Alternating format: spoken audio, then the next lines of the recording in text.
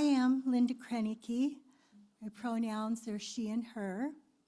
I have the honor to serve as today's worship associate. I'm a short, older white woman with blonde hair and glasses. Today I'm wearing a black dress and a beautiful batik stole sewn by our own Heidi Gould. And, if you can believe it, has never lit the chalice before. She's going to do it this morning while I read these words from Orlando R. Brugnola. Here, find a house of welcoming. Here, find vision and hope. Here, be received as you truly are, unique and beautiful, your journey acknowledged, your love honored. Let us rejoice together. Let's say the words of our mission statement together, which express our shared purpose. Empowered by love, we transform ourselves and serve our world.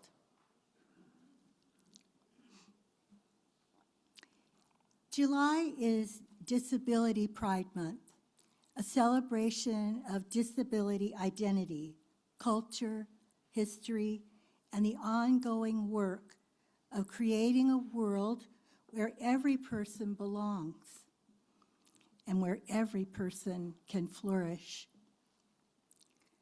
This month marks the 36th anniversary of the Americans with Disability Act. The ADA challenged our nation to remove barriers that have been accepted as simply the way they are. Today, we gather to consider what it truly means to see one another, not only what is visible, but also what remains hidden, not only the barriers we readily notice, but those we have learned not to see. Come, let us tell stories of courage and belonging. Come, let us worship together.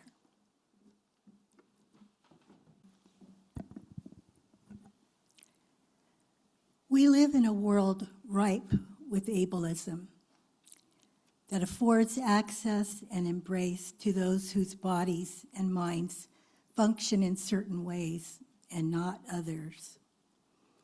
Grant us the courage to address this bias both externally and internally. For too long, we have been fed the misconception that our worth is tied to our productivity, leaving disabled people to be viewed as less vital to the wholeness of our beloved communities. Grant us the wisdom to find worth beyond the tropes that capitalism enforces.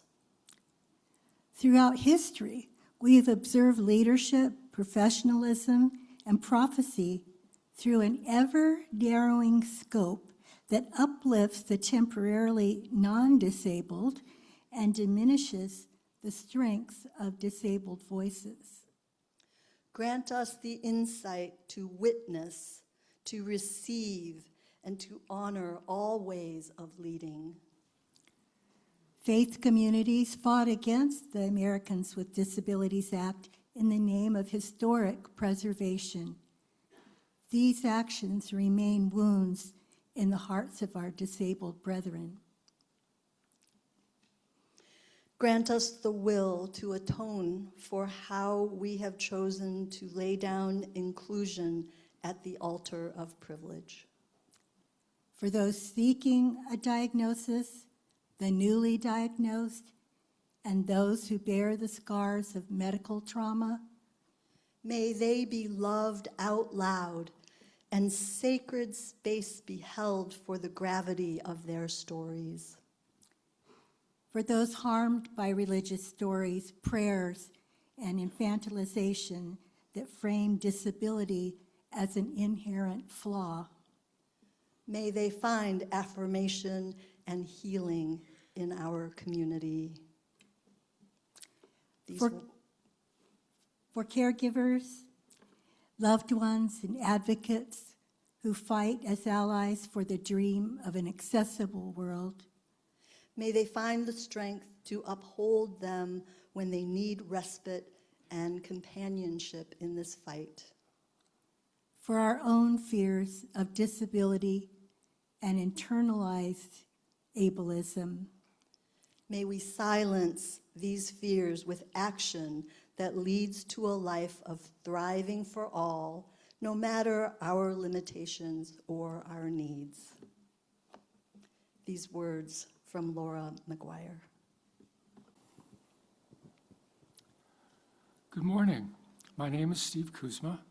I use the pronouns he and him. And for a visual, I'm a tall, thin, elderly man, white man, wearing my yellow Side with Love t-shirt today. And I serve our congregation as president of the Board of Trustees. What is church for? I suggest that church exists to create beloved community. And to create beloved community, a church needs to be a place where people experience well-being, not only spiritual well-being, but also physical, mental, and social well-being.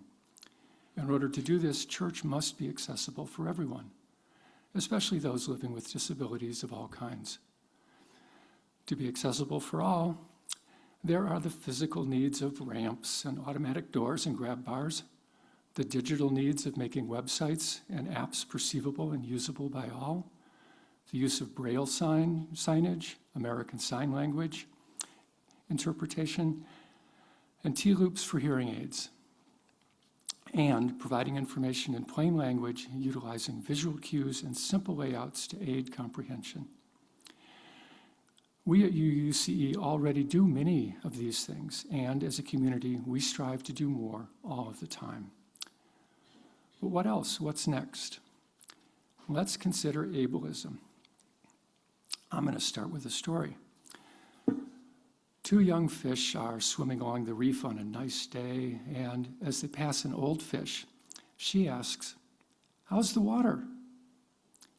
The young fish swim on in silence for a while, and then one asks the other, "What the heck is water?" Ableism is to us like water was to those two young fish. We don't notice ableism because it's baked into our culture and we have internalized it without realizing it. For a definition, ableism is discrimination and social prejudice against people with disabilities, rooted in the belief that typical, able-bodied, or neurotypical traits are superior. It devalues disabled individuals by defining them solely by their condition and assumes they require fixing or are inherently inferior. My personal awakening to how a disabled person might feel as they encounter indifference to their situation happened here at church. We were coming out of the pandemic and holding Sunday service in the parking lot.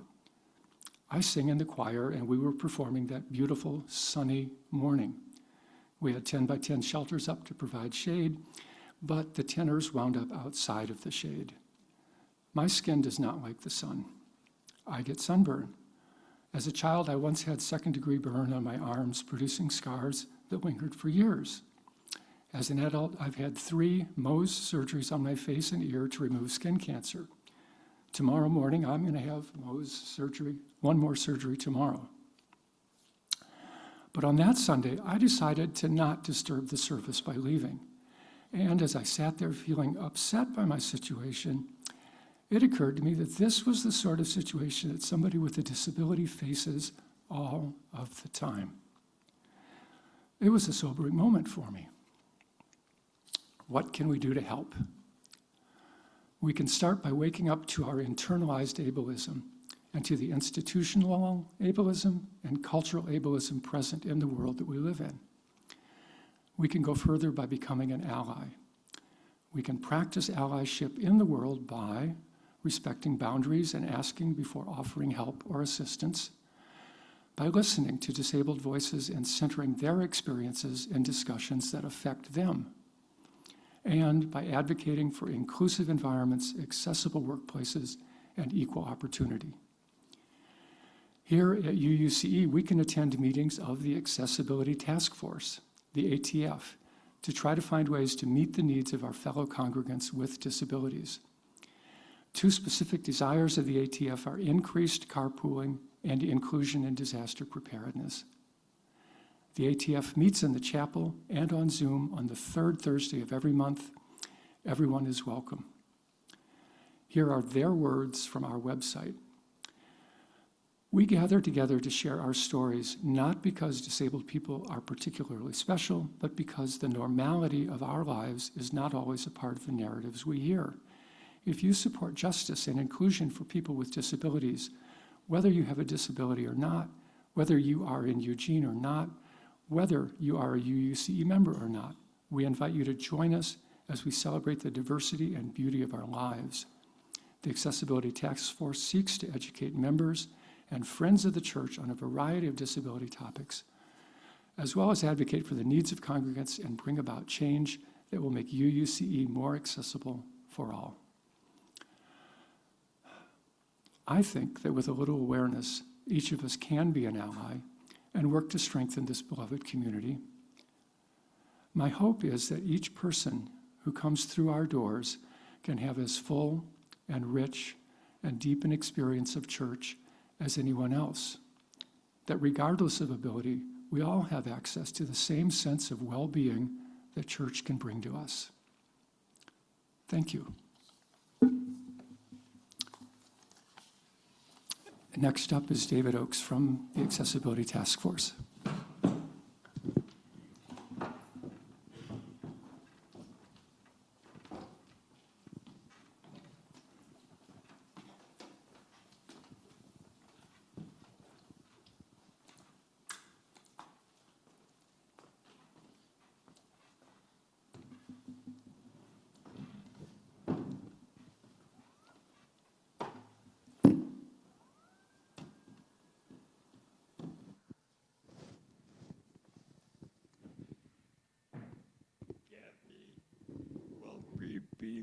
Thank you, Kathy. I'm David Oakes. I'm David Oates. My pronouns are he, him. My pronoun is he, him. If you need a visual description, If you need a visual description, I am also white male, I am also white male, elder with my side with love yellow t-shirt. Okay, one more time. Also elder with white beard Also elder with white beard, and my yellow side with love t-shirt. and my yellow Side with Love t-shirt. So I will now use my new old synthesized. I will now use my new old synthesizer voice. Go ahead, Kathy. Then hold the mic to the bottom of that. Happy Disability Pride Month. Stephen Reverend Jen, our Accessibility Task Force appreciates your church leadership for disability justice. You see a wheelchair here, but my main identity is a psychiatric survivor for human rights in the mental health system. This is my 50th year as an activist. In 2012, an accident made me a quadriplegic with an impaired voice. The voice you hear was synthesized from my pre-accident presentations. The main call I bring is the need for awareness. We've held webinars on topics from access to neurodiversity. Thanks to many of you who helped our dining access guide. Let's be more aware of the intersection between environmental justice and disability justice. Personally, this is now my main focus, what I call green disability. Let's all be aware how we all benefit from peers in our lives. Join us this October when we again participate in Global Peer Support Celebration Day. Let's be aware of the need to build the Accessibility Task Force and for all of us to welcome all marginalized people. We hope you stay in touch. We have an info table today. Sign up for our emailed news. Happy Disability Pride Month and Mad Pride Month. Thank you. Thank you.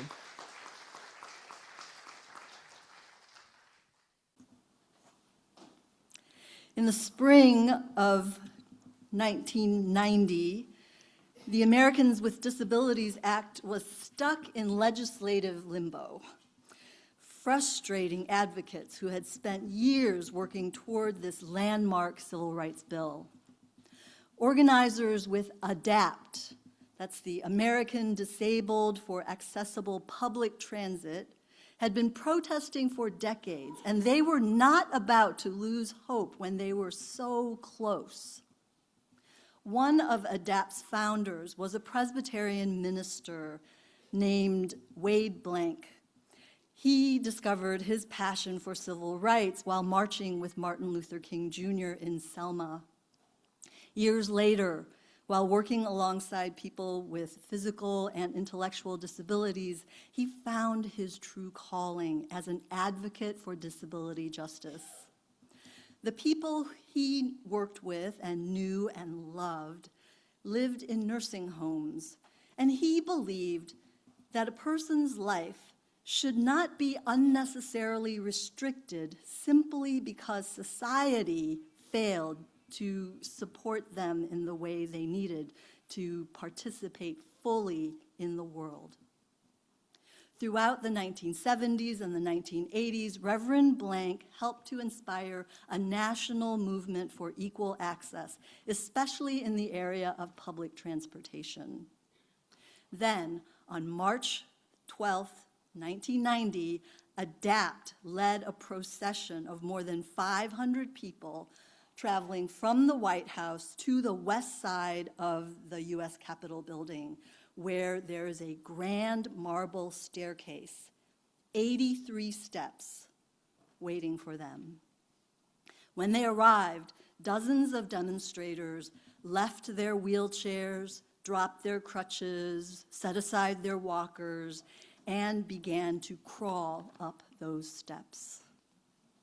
The youngest Capitol crawler was 8-year-old Jennifer Keelan Chaffins. She pulled herself up, step by step, up those hard marble stairs until she reached her mother waiting for her at the top. Those photographs from that event were unforgettable. If you've never seen them, maybe you can just imagine the scene. Members of Congress in their dark suits, tourists, staffers, stepping around the people, pulling themselves upwards on their hands and knees, one step at a time. 6 months later, President Bush would sign the Americans with Disabilities Act, declaring, "Let the shameful wall of exclusion finally come tumbling down." One advocate reflected, "This isn't the ceiling, this is the floor. It is the least, the very least we can do." Today, we take many of the changes brought about by the ADA for granted.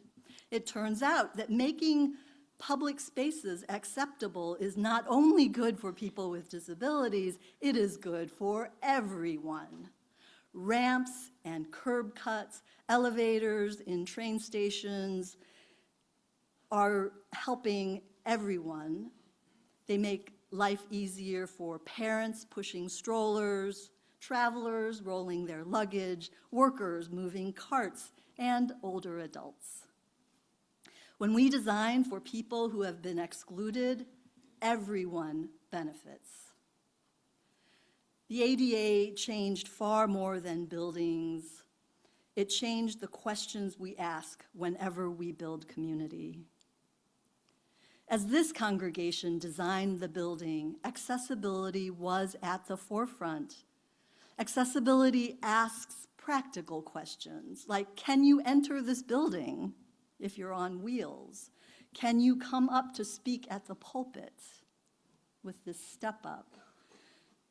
If you're immunocompromised, can you join this community even if you can't come to a crowded place?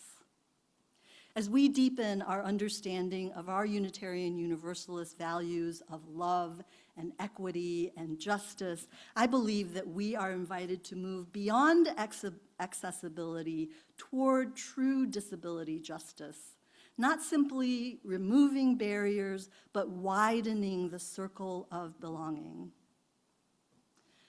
When I first arrived here in Eugene 5 years ago, I was diagnosed with ADHD, joining millions of women who finally received an explanation for something that had been misunderstood or overlooked for much of our lives.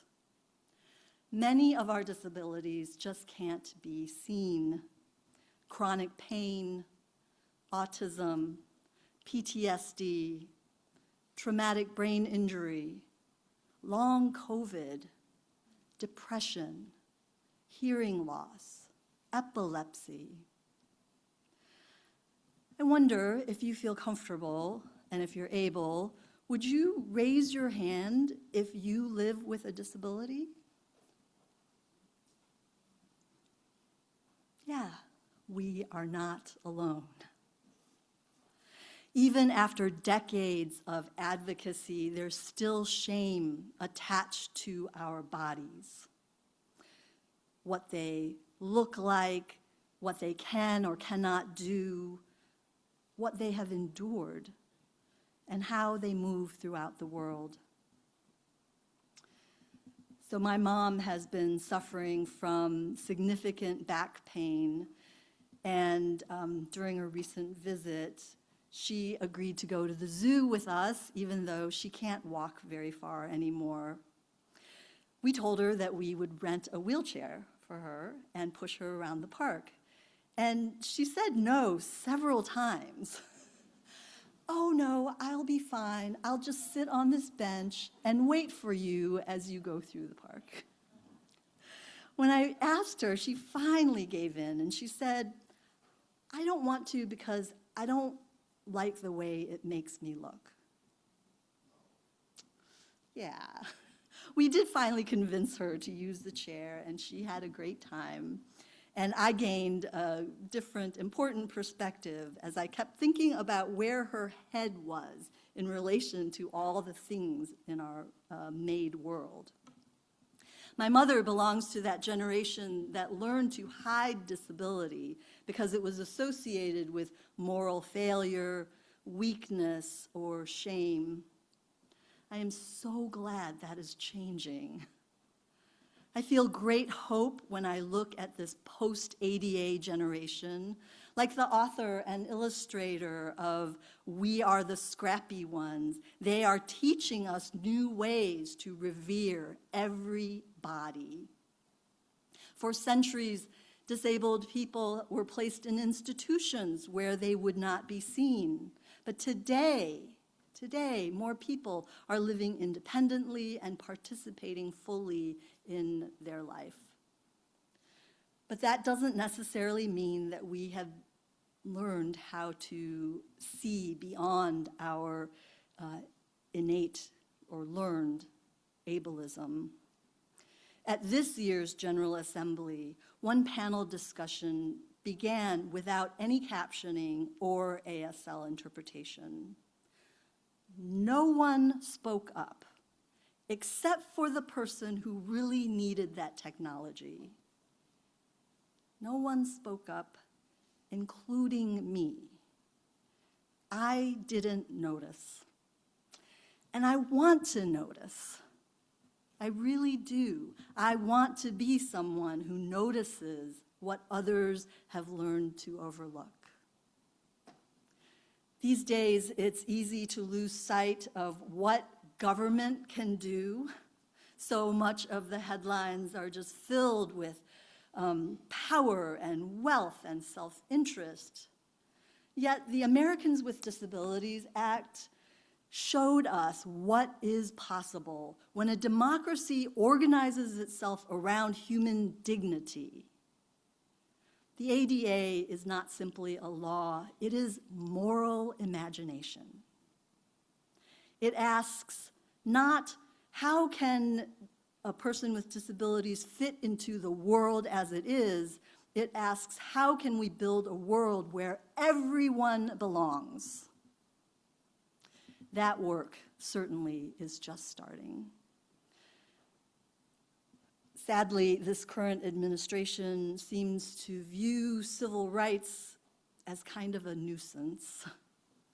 Recently, the president stopped using ASL interpretation, American Sign Language, and he continues to dismantle the Department of Education by moving disability discrimination complaints to the Department of Justice. And oversight of special education is moving to the Department of Health and Human Services. History reminds us that every advance in disability rights has come because ordinary people refused to accept the status quo.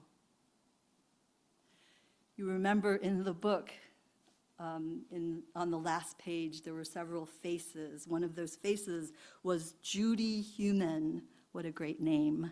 Judith Heumann is known as one of the original leaders of the disability rights movement. When the New York Board of Education refused to give her a teaching license because they worried that she wouldn't be able to help her students during a fire, she sued and went on to become the first teacher in the state of New York to use a wheelchair. Judy helped to develop and implement the Americans with Disabilities Act. She advised several presidents about disability issues in education. And later she wrote, "Some people say that what I did was change the world, but really, I simply refused to accept what I was told about who I could be." That refusal changed all of us. The world is a better place because of Judy. It is a better place because of 8-year-old Jennifer, who kept climbing those steps.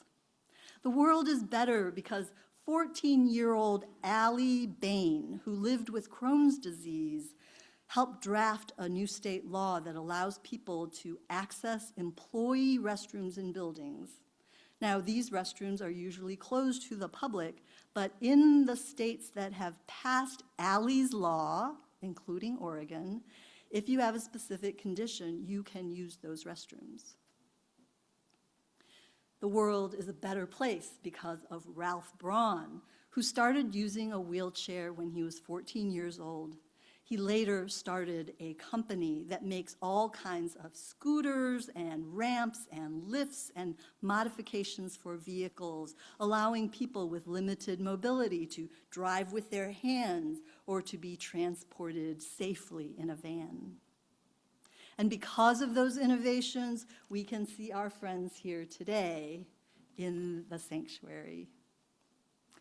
The Unitarian Universalist Church is a place where we practice the world that we dream of. We not only imagine it, but we practice being beloved community with one another. We practice living together in a way where accessibility is not merely accommodation, but it is an expression of our love for one another. May this always, always be true here.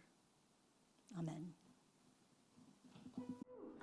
Let's say our closing words together as Linda extinguishes. We extinguish this flame, but not the light of truth, the warmth of community, or the fire of commitment. These we carry in our hearts until we are together again.